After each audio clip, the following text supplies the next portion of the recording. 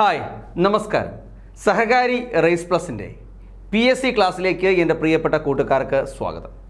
ഇന്ന് നമ്മൾ ഡിസ്കസ് ചെയ്യാനായി പോകുന്നത് നമ്മൾ ഈ കാണുന്നത് പോലെ തന്നെ മെട്രിക്സിനെ പറ്റിയാണ് നമ്മൾ പഠിക്കാൻ പോകുന്നത്.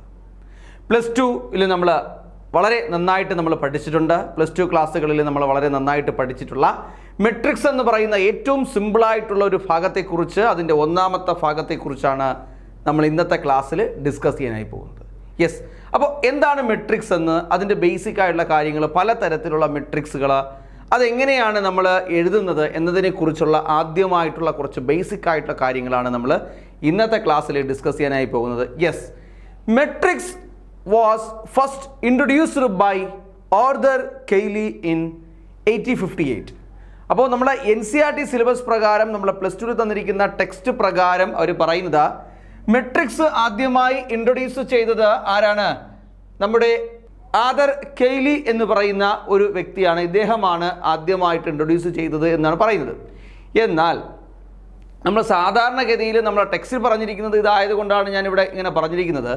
എന്നാൽ നോർമൽ കേസിൽ ആദ്യമായി മെട്രിക്സ് എന്ന് പറയുന്ന ഒരു പദത്തെക്കുറിച്ചും മെട്രിക്സിനെ കുറിച്ചും ആദ്യമായി സംസാരിച്ചു തുടങ്ങുന്നത് ആരാണെന്ന് ചോദിച്ചു കഴിഞ്ഞാൽ ജെയിംസ് ജോസഫ് സിൽവസ്റ്റാർ എന്ന് പറയുന്ന വ്യക്തി എന്ന ഇംഗ്ലീഷ് മാത്തമാറ്റീഷ്യനാണ്.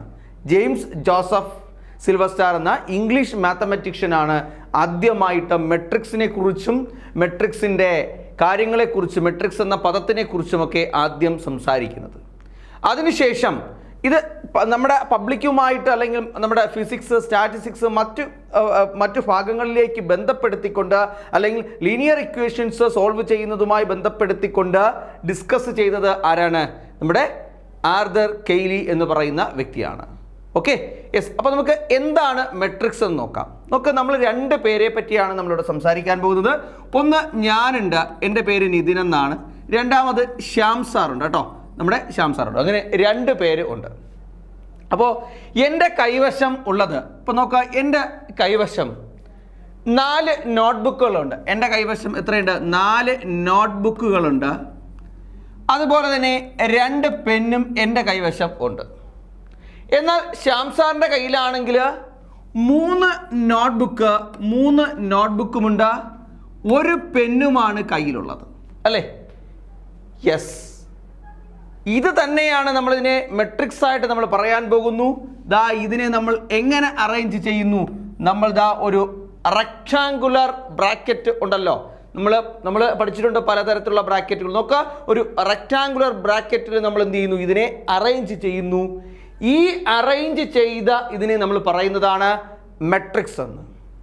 ഇതിനകത്ത് റോസ് ഉണ്ട്, കോളംസ് ഉണ്ട്. റോസും ഉണ്ട്, കോളംസും ഉണ്ട്. നമുക്ക് അതിനെക്കുറിച്ച് വളരെ ഡീറ്റെയിൽ ചെയ്ത് നമ്മൾ ഡിസ്കസ് ചെയ്യണം. അപ്പോൾ നമുക്കിവിടെ 4 നോട്ട്ബുക്ക് എൻ്റെ കൈവശമുണ്ട്, 2 പെന്നുണ്ട്. നമുക്ക് ആദ്യത്തിൽ പറഞ്ഞിരിക്കുന്നത് എന്നെ പറ്റിയാണ് പറഞ്ഞിരിക്കുന്നത്. എൻ്റെ കയ്യിൽ 4 നോട്ട്ബുക്കുകളും 2 പെന്നും ഉണ്ട്. എന്നാൽ രണ്ടാമത് വരിയിൽ പറഞ്ഞിരിക്കുന്നത് ആരെക്കുറിച്ചാണ്? ശംസാറിനെ കുറിച്ച് പറഞ്ഞിരിക്കുന്നു. 3 നോട്ട്ബുക്കും 1 പെന്നും ഉണ്ടെന്ന് പറഞ്ഞിരിക്കുന്നു. നമുക്ക് കോളത്തിലാണെങ്കിൽ ഇങ്ങനെ നമ്മൾ നോക്കുമ്പോൾ നോട്ട്ബുക്കിൻ്റെ കാര്യം മാത്രവും, ഇങ്ങനെ നമ്മൾ നോക്കുമ്പോൾ എന്താണ്? പെന്നിൻ്റെ കാര്യം മാത്രവും. ഓക്കെ, അപ്പോൾ അത് ക്ലിയർ ആണല്ലോ? യെസ്. അപ്പോൾ ഇങ്ങനെ നമ്മളൊരു വ്യക്തമായ രീതിയിൽ നമ്മൾ അറേഞ്ച് ചെയ്യുന്ന നമ്പേഴ്സിനെയോ അല്ലെങ്കിൽ മറ്റ് ഫങ്ഷൻസിനെയോ ഒക്കെ നമുക്ക് ഇതുപോലെ നമ്മൾ അറേഞ്ച് ചെയ്യുന്നെങ്കിൽ ഇതെല്ലാം എന്താണ്? മെട്രിക്സ് ആണ് എന്ന് പറയാം. എന്തെന്ന് പറയാം? മെട്രിക്സ് ആണെന്ന് പറയാം. നോക്കുക, matrix is an array of numbers arranged in rose and columns. അപ്പോൾ മെട്രിക്സ് എന്ന് പറഞ്ഞാൽ എന്താണ്? Matrix is an array of number arranged in rose and columns. അത് നമ്പേഴ്സ് ആവാം, ചില ഫങ്ഷൻസ് ആവാം, അങ്ങനെ, അല്ലെങ്കിൽ ഇറാഷണൽ നമ്പേഴ്സ് ആവാം, എന്ത് വേണമെങ്കിലും ആകാം. എന്തായാലും ശരി തന്നെ, matrix is an array of numbers arranged എന്താണ്? Rows and columns. എന്താണ് റോസും എന്താണ് കോളംസും? നമുക്കറിയാം. റോസ് എന്ന് പറഞ്ഞു കഴിഞ്ഞാൽ എന്താണ്? യെസ്, നമുക്ക് ഹൊറിസോണ്ടലി ഉള്ളതിനെ നമുക്ക് റോസ് എന്നും വെർട്ടിക്കലി ഉള്ളതിനെ നമുക്ക് കോളംസ് എന്നും പറയാം. അപ്പോൾ ഇത് റോസ് എന്നും ഇത് കോളംസും എന്നാണ് പറയുന്നത്. ക്ലിയർ ആണല്ലോ? യെസ്. ഇനി എന്താ പറയാൻ പറ്റുന്നത്?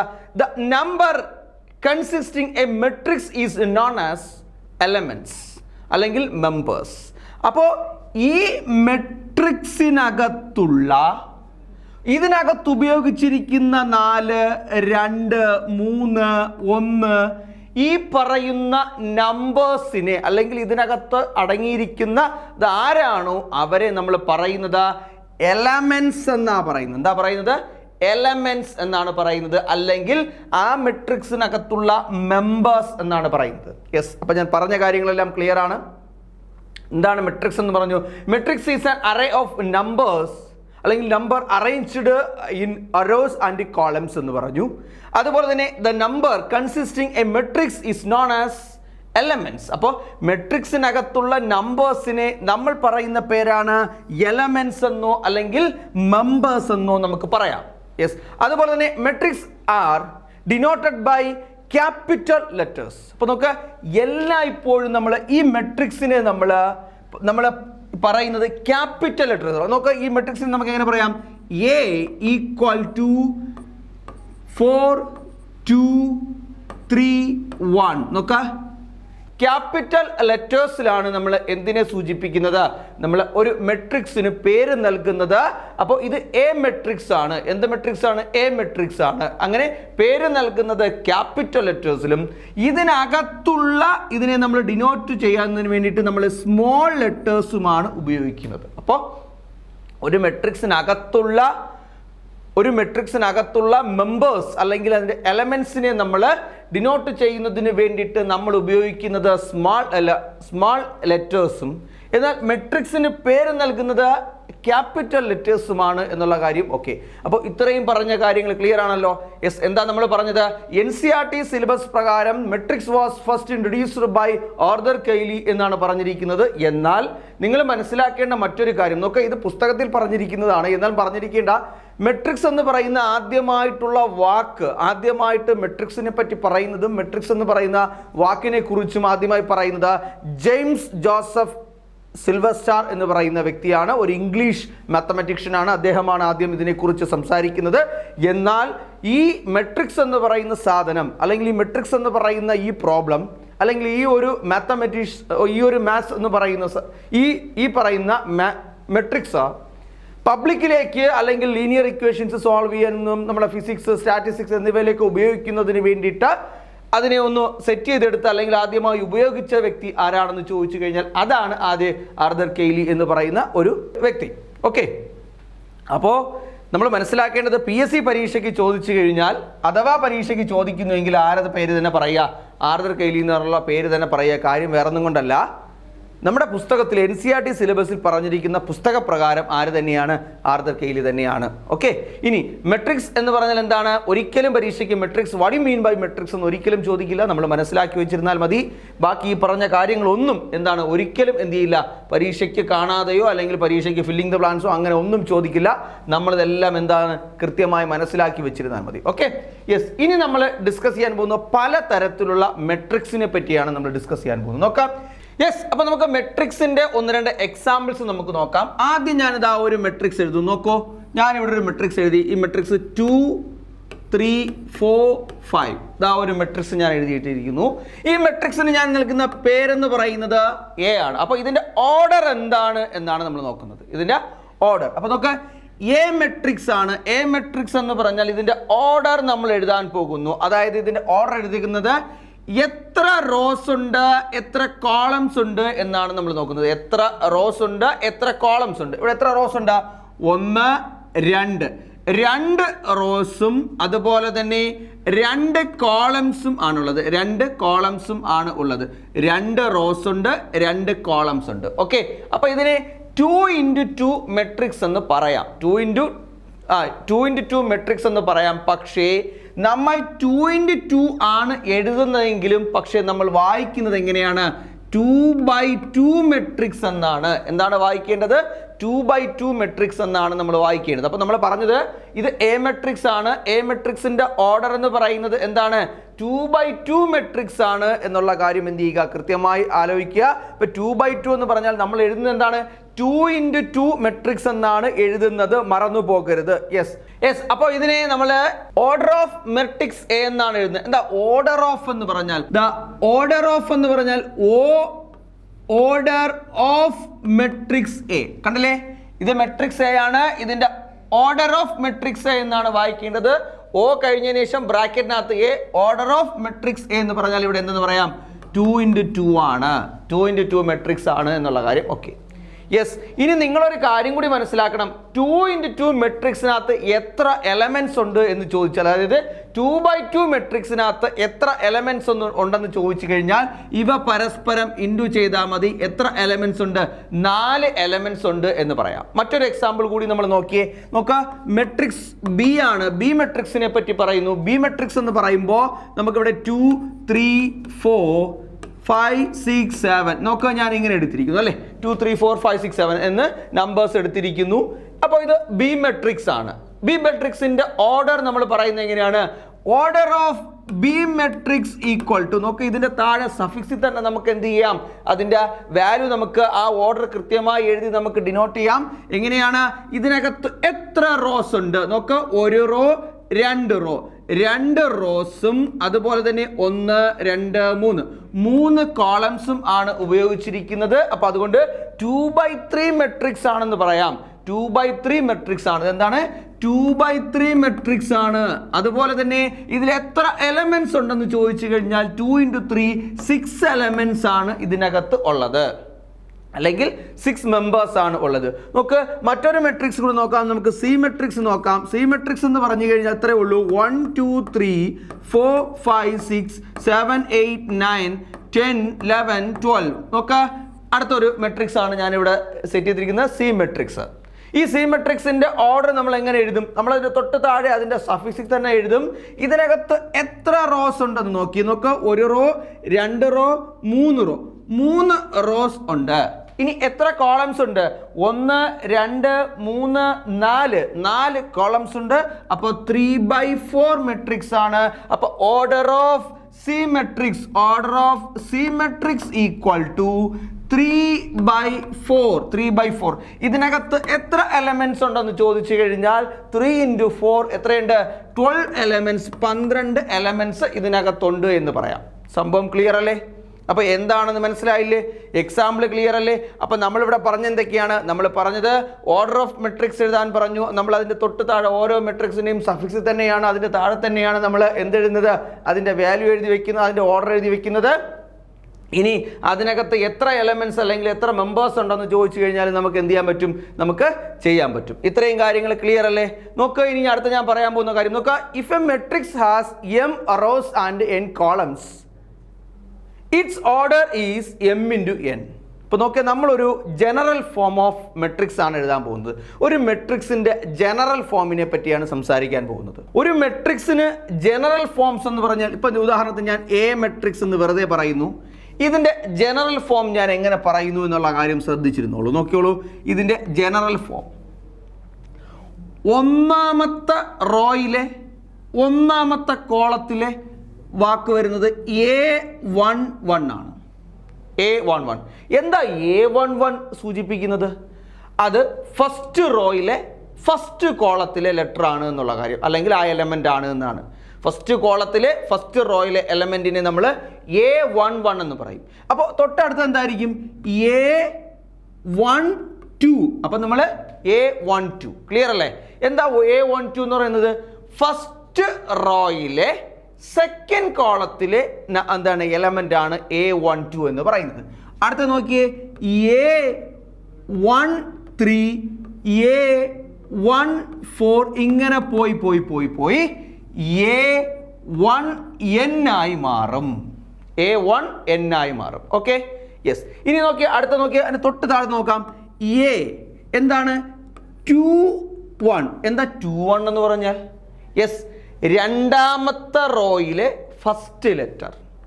21 രണ്ടാമത്തെ റോയിലെ ഫസ്റ്റ് ലെറ്റർ ആണ്. ഓക്കെ, അപ്പോൾ തൊട്ടടുത്ത് വരും A22 വരും, A23 വരും, അതിനുശേഷം A24 വരും. ഇങ്ങനെ അങ്ങനെ പോയി നേരെ A2n വരെ എത്തും. ഓക്കെ അല്ലേ? യെസ്. അപ്പോൾ അത് ക്ലിയർ ആണ്. ഇനി അങ്ങനെ നോക്കുക, തൊട്ടടുത്ത് നോക്കുമ്പോൾ എന്താണ്? A31 A32 A33 A34 etcetera A3n. Okay, then ഇനി എന്താ ഒരെണ്ണം കൂടെ നമുക്ക് എഴുതാം. ഇതെന്താണ്? എം എൻ മെട്രിക്സിനെ പറ്റിയാണ് നമ്മൾ പറയുന്നത്. അതിൻ്റെ ഒരു ജനറൽ ഫോമിനെ പറ്റിയാണ് നമ്മൾ പറയുന്നത്. നോക്കാം. A M 1 A M 2 A M 3 A M 4 etcetera A M N A M N. അപ്പോൾ എന്താണ് ഇത് എന്ന് പറയുന്നത്? എന്ത് മെട്രിക്സ് ആണ്? എം എൻ മെട്രിക്സ് ആണ് എന്ന് പറയാം. എം ബൈ എൻ മെട്രിക്സ് ആണ് എന്ന് പറയാം. എന്ത് മെട്രിക്സ് ആണ്? എം ബൈ എൻ മെട്രിക്സ് ആണെന്ന് പറയാം. അപ്പോൾ ക്ലിയർ ആയി നോക്കൂ. നമ്മൾ ഇതിന്റെ ഓർഡർ പറയുകയാണെങ്കിൽ എങ്ങനെയാണ് പറയുന്നത്? Order of A matrix equal to M by N. ഇതിനകത്ത് എത്ര എലമെന്റ്സ് ഉണ്ടെന്ന് ചോദിച്ചു കഴിഞ്ഞാൽ എം ഇൻറ്റു എൻ ചെയ്താൽ മതി. ഇനി നമ്മൾ മനസ്സിലാക്കേണ്ടത് ഓരോ പൊസിഷൻസുമാണ് നമ്മൾ മനസ്സിലാക്കേണ്ടത്.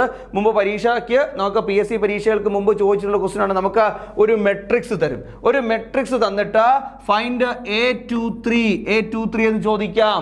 അല്ലെങ്കിൽ ഫൈൻഡ് A56 വലുതാണെങ്കിൽ 56 എത്ര എന്നൊക്കെ ചോദിക്കാം. ഇങ്ങനെയുള്ള ചോദ്യങ്ങളുണ്ട്. അപ്പോൾ നമുക്ക് ഇത് മനസ്സിലായി കാണുമെന്ന് വിശ്വസിക്കുന്നു. അപ്പോൾ നമുക്ക് നമ്മളിവിടെ ചെയ്യുന്ന കാര്യം ഇത്രയേ ഉള്ളൂ. ഇതൊരു ജനറൽ ഫോം ഓഫ് മെട്രിക്സ് ആണ്. ഒരു മെട്രിക്സ്, അതായത് എ മെട്രിക്സ്, അതായത് സാധാരണ കേസിൽ ഒരു ജനറൽ ഫോം ഓഫ് മെട്രിക്സ് ആണ്. ഇപ്പം നമുക്ക് A23 എന്താണെന്ന് ചോദിച്ചു കഴിഞ്ഞാൽ നമ്മൾ എന്ത് മനസ്സിലാക്കണം? രണ്ടാമത്തെ റോയിലെ മൂന്നാമത്തെ കോളം ആരാണോ അവനാണ് A23. രണ്ടാമത്തെ റോയിലെ മൂന്നാമത്തെ കോളം, രണ്ടാമത്തെ റോയിലെ മൂന്നാമത്തെ കോളത്തിൽ ആരാണോ ഉള്ളത് അവനാണ് ഏതെന്ന് പറയുന്നത്? A23 എന്ന് പറയുന്നത്. ക്ലിയർ അല്ലേ? സംഭവം ക്ലിയർ അല്ലേ? അപ്പോൾ ആ ജനറൽ ഫോം നിങ്ങൾക്ക് സെറ്റായി എന്ന് എനിക്ക് മനസ്സിലായി. ഇനി ഞാൻ ഇതിന് ഒരു എക്സാമ്പിൾ കൂടി നമുക്ക് നോക്കാം. എക്സാമ്പിൾ എന്ന് പറയുമ്പോൾ വളരെ സിമ്പിൾ ആയിട്ടുള്ള ഒരു എക്സാമ്പിൾ നോക്കാം. നമുക്കൊരു മെട്രിക്സ് നമുക്ക് ഇവിടെ തന്നിട്ടുണ്ട്. നമുക്ക് തന്നിരിക്കുന്ന ഒരു മെട്രിക്സ് എ മെട്രിക്സ് ആണെന്ന് പറയാം. എ മെട്രിക്സ് ആണ് ഇവിടെ തന്നിട്ടുള്ളത്. അപ്പോൾ 1 2 3 4 5 6 7 8 9 10 11 12 13 14 15 16 നോക്കാം. ഞാനൊരു മെട്രിക്സ് നമുക്ക് തന്നു. എന്ത് മെട്രിക്സ് ആണ്? 1 2 3 4 1 2 3 4 നോക്കാം. ഇവിടെ നിന്ന് 4 റോസും 4 കോളംസും ആണുള്ളത്. 4 റോസും ഉണ്ട്, 4 കോളംസും ഉണ്ട്. അപ്പോൾ എന്താണ്? 4x4 മെട്രിക്സ് ആണ് നമുക്കറിയാം. ഇതിനകത്ത് 16 എലമെന്റ്സ് ഉണ്ടെന്ന് നമുക്കറിയാം. അതെല്ലാം നമുക്ക് അറിയാവുന്ന കേസാണ്. ഇതിൻ്റെ ഓർഡർ എന്ന് പറയുന്നത് order of A matrix equal to 4x4 ആണ് നമുക്കറിയാം. നമ്മൾ എന്ത് ചെയ്തു? അതവിടെ വെച്ചു. ഓക്കെ. ഇനി ഞാൻ പറയാൻ പോകുന്നത് ഫൈൻഡ് എന്താണ്? Find A23. ഇതിനകത്ത് എന്ത് കണ്ടുപിടിക്കുക? A23 ആരാണ് എന്ന് നമുക്ക് മനസ്സിലാക്കണം. ആരാണ് A23 ആരാണെന്ന് മനസ്സിലാക്കണം. A23 ആരാണെന്ന് മനസ്സിലാക്കണമെങ്കിൽ എ എന്ന് പറയുമ്പോൾ നമുക്ക് മനസ്സിലായി ഇതിനകത്തുള്ള ഒരു എലമെന്റിനെയാണ് സൂചിപ്പിക്കുന്നത്. 2 എന്ന് പറഞ്ഞു കഴിഞ്ഞാൽ രണ്ടാമത്തെ റോ. ഇവൻ ഒന്നാമത്തെ റോ. ഇവൻ രണ്ടാമത്തെ റോ. അപ്പൊ ഇതാണ് രണ്ടാമത്തെ റോ. അപ്പൊ നമുക്ക് ഇവനെ കുറിച്ചാണ് നമുക്ക് സംസാരിക്കണം. രണ്ടാമത്തെ റോയായി. രണ്ടാമത്തെ റോയിലെ മൂന്നാമത്തെ കോളത്തിലുള്ളത്. രണ്ടാമത്തെ റോയിലെ മൂന്നാമത്തെ കോളത്തിൽ ഇത് ഒന്നാമത്തെ കോളം, രണ്ടാമത്തെ കോളം, മൂന്നാമത്തെ കോളം. അപ്പോൾ നമുക്ക് എത്ര കിട്ടി? 10. അപ്പോൾ A23 ഈക്വൽ ടു എത്ര? 10.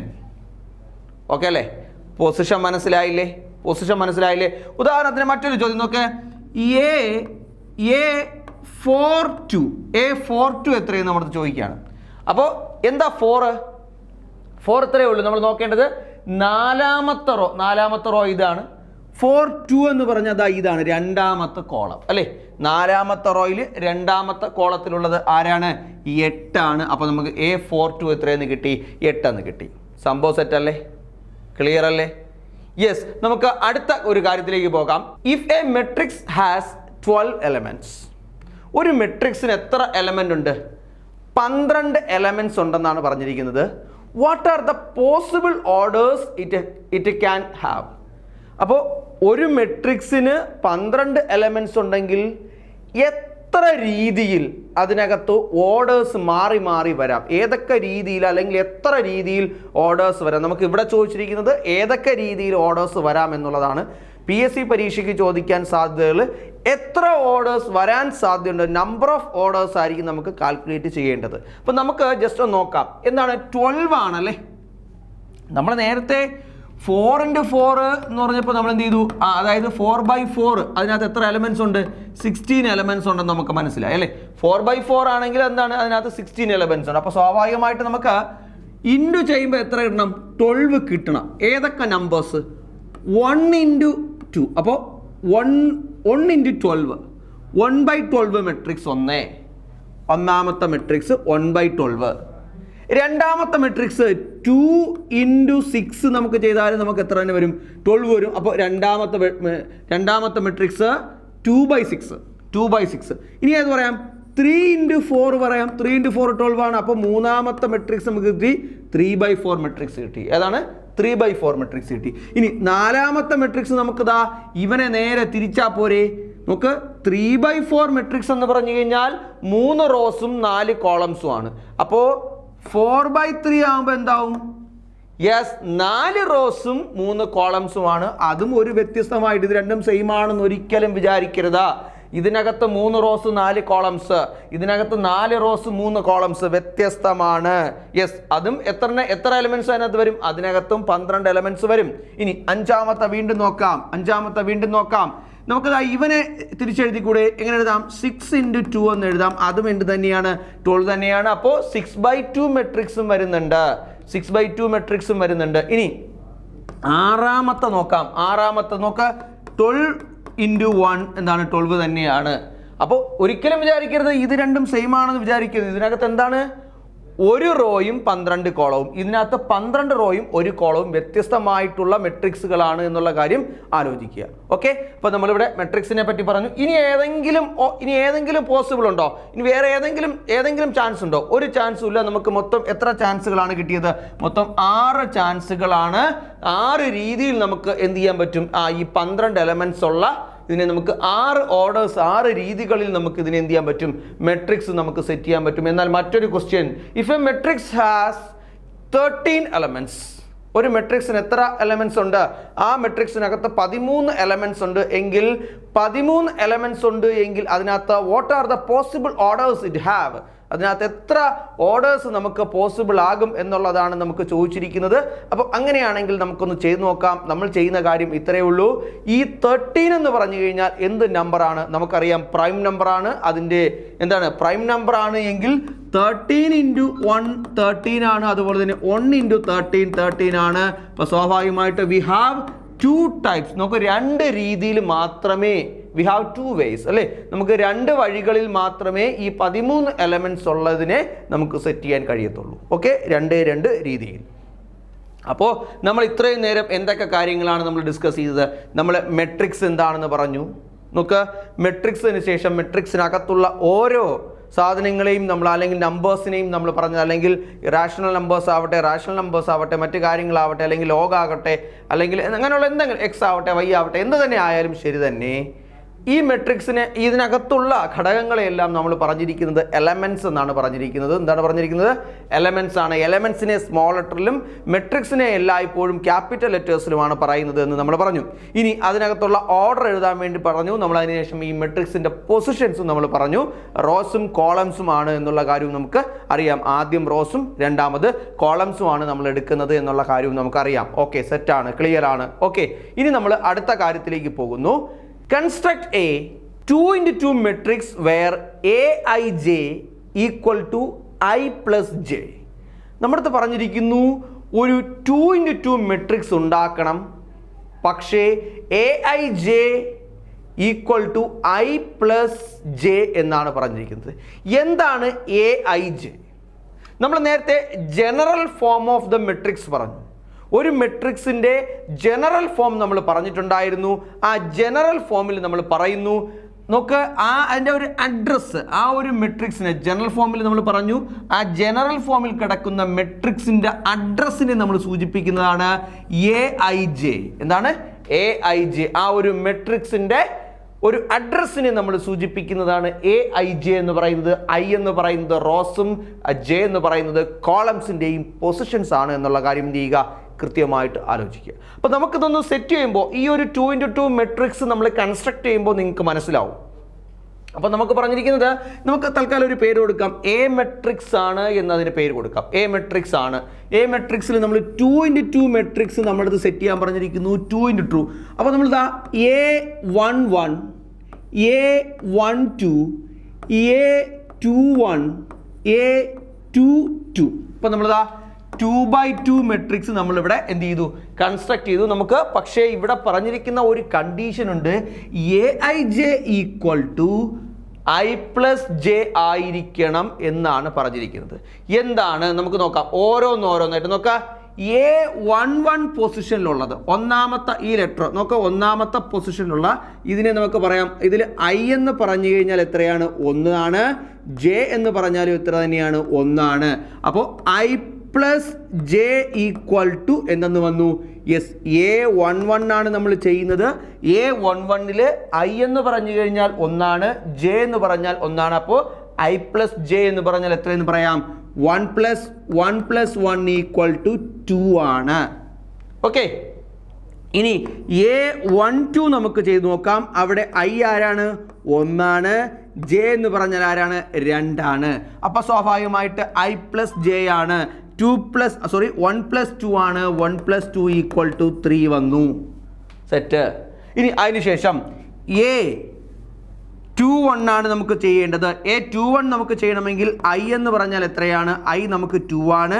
J എന്ന് പറഞ്ഞു കഴിഞ്ഞാൽ 1 ആണ്. അപ്പോൾ എന്ത് ചെയ്തു, 2 + 1 ഈക്വൽ ടു 3 ആണ്. യെസ്. ഇനി നമുക്ക് അവസാനത്തത് A22 നോക്കാം. A22 എന്ന് പറയുമ്പോൾ എന്താണ്, 2 + 2 ഈക്വൽ ടു 4 ആണ്. ഇനി നമ്മുടെ A മെട്രിക്സ്, നമ്മുടെ ഈ കൺസ്ട്രക്ട് ചെയ്ത ഈ മെട്രിക്സ്, ഈ കണ്ടീഷൻ പ്രകാരം നമ്മൾ കൺസ്ട്രക്ട് ചെയ്ത മെട്രിക്സ് ആണ് പറയാൻ പോകുന്നത്. A മെട്രിക്സ് ഈക്വൽ ടു, ആദ്യം A11ന്റെ സ്ഥാനത്ത് ആര് വരും, 2 വരും. അത് കഴിഞ്ഞ് A12ന്റെ സ്ഥാനത്ത് ആര് വരും, 3 വരും. അതിനുശേഷം A21ന്റെ സ്ഥാനത്ത് ആര് വരും, 3 വരും.